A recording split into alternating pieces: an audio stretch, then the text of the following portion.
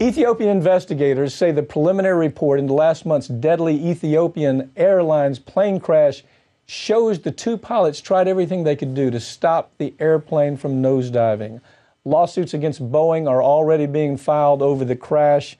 Molly Barrows, legal journalist with the Trial Lawyer magazine, joins me now to talk more about that. I tell you, you probably had the same impression I did.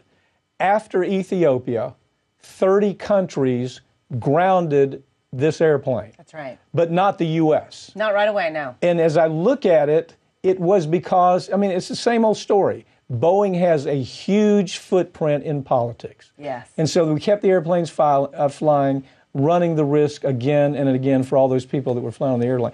What caused the crash as far as what they found? Well, of course, it's going to take a year as far as the Ethiopian investigation for them to pinpoint an exact cause or go on the record with it. But right now, the preliminary findings, which just came out recently, the investigators are essentially suspecting that these pilots couldn't get this anti-stall software to control it. It basically was overriding them. It was sending the plane into a nosedive, very similar to a crash that happened in October in Indonesia. Same plane, same Boeing 737 MAX, with this updated software that essentially they can't override it. Yeah, when they started coming out, they call them glass cockpits. Okay, in modern jets, it's called the glass cockpit.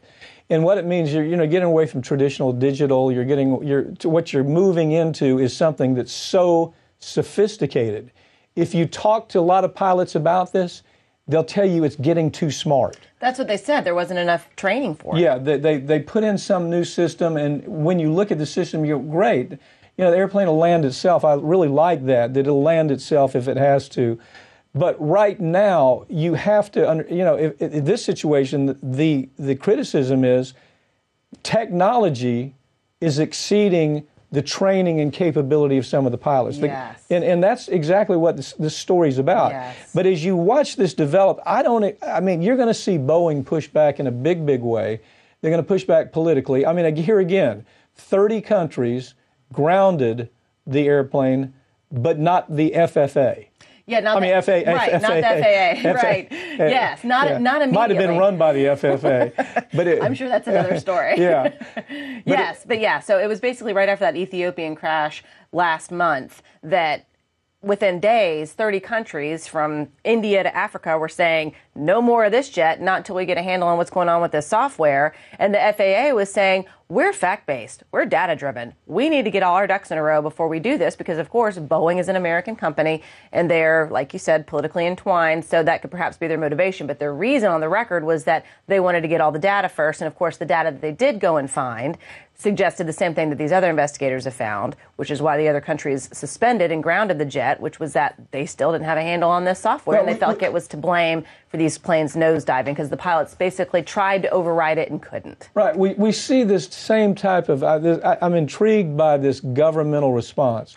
Right. We see the same thing with the FDA all the time. The FDA, there'll be a drug that's killing people, and it'll be on the market in Europe, and the European agencies will say, get it off the market.